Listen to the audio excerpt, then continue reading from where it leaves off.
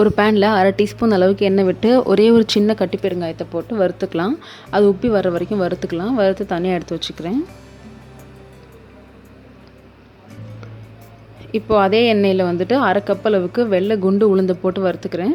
இப்போ வந்துட்டு பார்த்திங்கன்னா இது வந்து இந்த கலரில் இருக்குது. கொஞ்சம் கலர் வந்து சேஞ்ச் ஆகணும். அப்போ தான் உங்களுக்கு இட்லி பொடி வந்து கலர் பார்க்குறதுக்கு கொஞ்சம் நல்லாயிருக்கும். இந்த மாதிரி கோல்டன் கலரில் வரணும். ரொம்ப தீய விட்டுறக்கூடாது. கோல்டன் கலரில் வந்ததுக்கப்புறமா அதை அடுப்புலேருந்து எடுத்துடலாம். கொஞ்சம் கலர் மாற வரைக்கும் வறுத்தா தான் உங்களுக்கு இட்லி பொடி நல்லாயிருக்கும். இப்போது அதை எடுத்துகிட்டு ஒரு 1/4 கப் அளவுக்கு கடலைப்பருப்பை சேர்த்துக்கிறேன். கொஞ்சமாக ஒரு அரை டீஸ்பூன் எண்ணெயில் சேர்த்து நல்லா வறுத்து இதே மாதிரி கலர் மாறணும். இந்த ஸ்டேஜில் அடுப்புலேருந்து எடுத்துடலாம். இதை எடுத்ததுக்கப்புறமா ஒரு 20 காஞ்ச மிளகாயை சேர்த்துக்கிறேன். இன்னும் ஒரு 2லேருந்து 3 நிமிஷம் வரைக்கும் நல்லா வறுத்துக்கலாம். சப்போஸ் இது நீங்கள் வறுத்ததில் எண்ணெய் தீர்ந்து போச்சுனாக்கா சும்மா ஒரு 2 சொட்டு எண்ணெய் விட்டு வறுத்துக்கோங்க. காஞ்ச மிளகா தீய விட்டுறக்கூடாது. அதை வறுத்து எடுத்துகிட்டு திரும்ப வந்து ஒரு 1/4 கப் அளவுக்கு வெள்ளை எள்ளு சேர்த்துக்கிறேன்.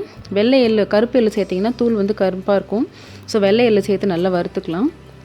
வறுத்து இந்த எள்ளு வந்துட்டு பொரிய ஆரம்பிக்கும் இல்லையா, அந்த ஸ்டேஜில் இதை அடுப்புலேருந்து எடுத்துடலாம். இப்போ கடைசியாக 2 கொத்தளவுக்கு கருவேப்பிலை சேர்த்துக்கிறேன். சேர்த்து நல்லா வறுத்துக்கலாம் முறுமுறுன்னு வர்ற வரைக்கும். இப்போ இது எல்லாத்தையும் ஒன்றா போட்டு பிளேட்டில் நல்லா ஆற வச்சுக்கலாம். ஆற வச்சுட்டு கொஞ்சம் ரூம் டெம்பரேச்சருக்கு வந்ததுக்கப்புறமா மிக்சியில் போட்டு நல்லா இட்லி பொடி இதுக்காக அரைச்சிக்கலாம். அரைக்கும் போது ஒரு டீஸ்பூன் அளவுக்கு உப்பு சேர்த்து அரைக்கணும். ஸோ அவ்வளோதான், இட்லி பொடி ரெடி ஆகிடுச்சு. இது ஒரு பேப்பரில் கொட்டி ஃபஸ்ட்டு சூடு ஆறுற வரைக்கும் வச்சுருந்துட்டு சூடு ஆறுனதுக்கப்புறமா ஒரு ஏர்டைட் கண்டெய்னரில் மாற்றி வச்சுக்க வேண்டியது தான். எங்கள் வீட்டில் நாங்கள் இட்லி பொடி இப்படி தான் பண்ணுவோம். காரமாக டேஸ்ட்டாக ரொம்ப நல்லாயிருக்கும். ஸோ கண்டிப்பாக ட்ரை பண்ணி பாருங்கள். தேங்க்ஸ் ஃபார் வாட்சிங்.